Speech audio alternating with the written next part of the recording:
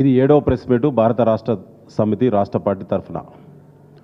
స్వయంగా BRS working president KTR గారు ఆధారాలతో కూడినటువంటి సివిల్ సప్లై డిపార్ట్మెంట్లో జరిగేటువంటి అతిపెద్ద కుంభకోణాన్ని ప్రెస్ మీట్ ద్వారా బహిరంగపరిచినప్పుడు కూడా కాంగ్రెస్ పార్టీలో ఒక్కడు కూడా రేషన్ గల్లోడు ఒక్కడు కూడా ప్రెస్ మీట్ కౌంటర్ పెట్టలేకపోతున్నాడు ఇప్పటివరకు.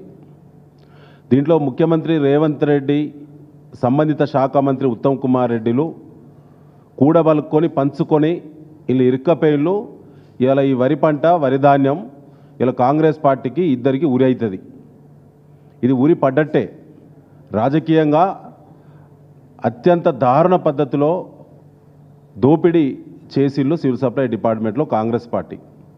ఇక్కడి నుంచి ఢిల్లీ వరకు పార్లమెంట్ ఎన్నికల ముందే ఒక సిండికేట్ ఏర్పడి ఒక వ్యూహాత్మకంగా ప్రణాళికాబద్ధంగా దాన్ని బిడ్డర్స్తో కుమ్మక్కై టెండర్లలో గోల్మాల్ చేసి ఇవాళ మనీ లాండరింగ్ జరిగింది. సివిల్ సప్లైస్ టెండర్ల కుంభకోణం జరిగింది. ధాన్యం టెండర్లు ఆనాడు నిర్ధారించినప్పుడు ఉండబడినటువంటి టెండర్ నోటీసు అగ్రిమెంటు 100% వయలేషన్ జరిగిందని చెప్పి గతంలో బీఆర్ఎస్ పార్టీ వ్రాతపూర్వకంగా civil supplies commissioner DH Chauhan IPS గారికి వ్రాతపూర్వకంగా రిజిస్టర్ పోస్ట్ ద్వారా, స్వయంగా ఈమెయిల్ ద్వారా అనేక పద్ధతుల్లో రైటింగ్లో కంప్లైంట్ చేసినాం. ఉత్తమ్ కుమార్ రెడ్డి గారికి రాతపూర్వకంగా లేఖ రాసినాం. అది కూడా రిజిస్టర్ పోస్ట్ చేసినాం. అది కూడా మెయిల్ ద్వారా పంపించినాం. ముఖ్యమంత్రి గారి పేజీకి పంపించినాం. ముఖ్యమంత్రి పేజీలో సివిల్ సప్లైస్ డిపార్ట్మెంట్ చూస్తే ముఖ్యమంత్రి గారి కార్యదర్శి కూడా పంపించినాం. ఫుడ్ కార్పొరేషన్ ఆఫ్ ఇండియా దాన్ని సమీక్షించి నియంత్రించాల్సినటువంటి బాధ్యత గలటువంటి ఎఫ్సిఐ కేంద్ర ప్రభుత్వం నడిపే బీజేపీ చేతిలో ఉన్నది. వాళ్ళు కూడా ఇందులో వాటాదారులే. ఈ కుంభకోణంలో స్టేట్ సివిల్ సప్లైస్ డిపార్ట్మెంట్కు కొన్ని పరిధులు ఉన్నాయి. ఈ పరిధులు వయలేషన్ జరిగినప్పుడు ఎఫ్సిఐ కంట్రోల్ తీసుకోవాల్సిన అవసరం ఉండేది. వాళ్ళు కూడా వ్రాతపూర్వకంగా ఫిర్యాదు చేసినాము. అయినప్పటికీ దున్నపోతు మీద నీళ్లు పడ్డట్టే ఉన్నది కాంగ్రెస్ పార్టీకి. వీళ్ళు పంచుకున్నది నిజము. పెద్దలు కమలాకర్ గారు చెప్పారు ఖాతాల ద్వారానే మిల్లర్ల నుంచి బిడ్డర్ల అకౌంట్లకి ప్రతి క్వింటాల్కి 223 రూపాయలు అదనంగా వసూలు చేసిళ్ళు. మొత్తం 38 లక్షల మెట్రిక్ టన్నుల ధాన్యం ఇంటూ 223 రూపాయలు అంటే ఒక టన్నుకు 2230 రూపాయలు ఇంటూ 38 లక్షల టన్నులు. ఇది వాళ్ళ స్కెచ్. అందులో కమిషనర్ గారు ఇటీవల ప్రకటించిళ్ళు 50% ట్రాన్సాక్షన్ జరిగింది బిడ్డర్ల మధ్య, గవర్నమెంట్ మధ్య అని చెప్పిండ్రు. అంటే 50% వసూలైనా ఇప్పటి వరకు 420 కోట్ల రూపాయలు, 413 కోట్ల రూపాయలు ఇప్పటికీ అదనంగా ప్రభుత్వం పేరు చెప్పి అకౌంట్ల ద్వారా బిడ్డర్లు, బ్రోకర్లు అదనంగా డబ్బులు వసూలు చేసిళ్ళు. 722 రైస్ మిల్లర్ల ద్వారా జరిగేటువంటి అకౌంట్ ట్రాన్స్ఫరు, బిడ్డర్స్ మధ్య ఉన్నటువంటి అకౌంట్ ట్రాన్స్ఫరు సంబంధించిన రసీదులతో కూడినటువంటి ఆధారాలన్నీ కూడా బీఆర్ఎస్ పార్టీ రాష్ట్ర వ్యాప్తంగా కలియదిరిగి కలెక్ట్ చేసి అన్ని ఆధారాలతో కూడినటువంటి కంప్లైంట్ను మరి గౌరవ హైకోర్టు చీఫ్ జస్టిస్ గారి ముందు పిల్ దాఖలు చేయడం జరిగింది. బీఆర్ఎస్ పార్టీ పిల్ దాఖలు చేసి 16 నెలలైంది. పెద్దలు చెప్పినట్టు ఇప్పటికి 15 సార్లు వాయిదాలు తీసుకున్నారు మన కాంగ్రెస్ ప్రభుత్వము. ఏమని కౌంటర్ దాఖలు చేసే పరిస్థితి లేదు. నోటీసులు సర్వ్ అయింది. నోటీసులు పొందినటువంటి రాష్ట్ర ప్రభుత్వం కాంగ్రెస్ పార్టీ దొంగల్లా తప్పించుక తిరుగుతున్నది. కౌంటర్ దాఖలు చేయడానికి సమయం లేదు, కానీ దొంగలకు ఎక్స్టెన్షన్ ఇవ్వడానికి మాత్రము 5 సార్లు ఎక్స్టెన్షన్ ఇచ్చే సమయం మాత్రం దొరికింది వాళ్ళకి.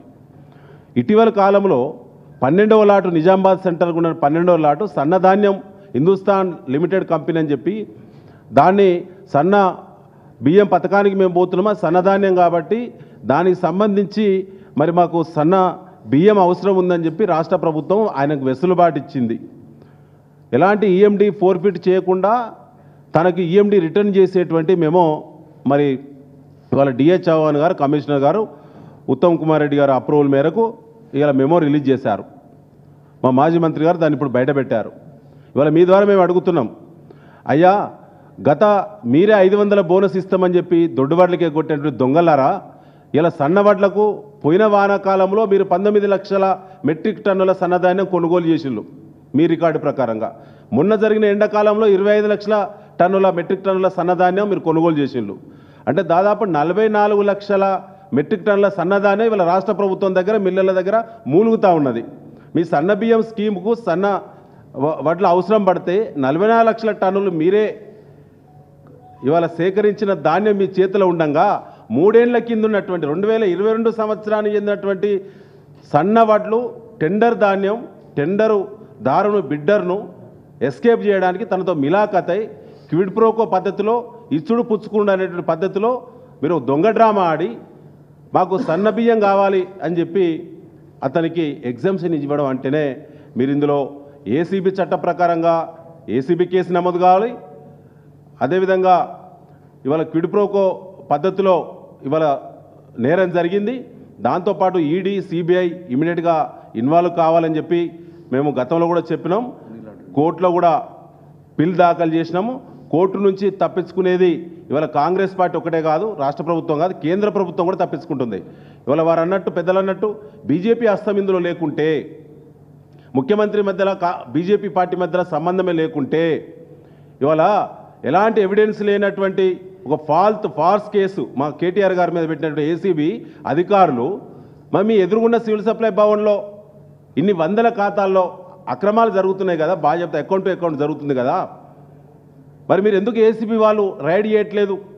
ఎందుకు ఏసీబీ వాళ్ళు సివిల్ సప్లై భవన్ రైడ్ చేయడమో, బిడ్డర్స్ యొక్క ఆఫీసులు రైడ్ చేయడమో, వాళ్ళ అకౌంట్ సీజ్ చేయడమో మీరు చేయడం ద్వారా మీకు ఇమీడియట్గా ఎవిడెన్సెస్ దొరుకు కదా, ఎందుకు పోవటం లేదు అంటే మీకు రేవంత్ రెడ్డి అనుమతి లేదు.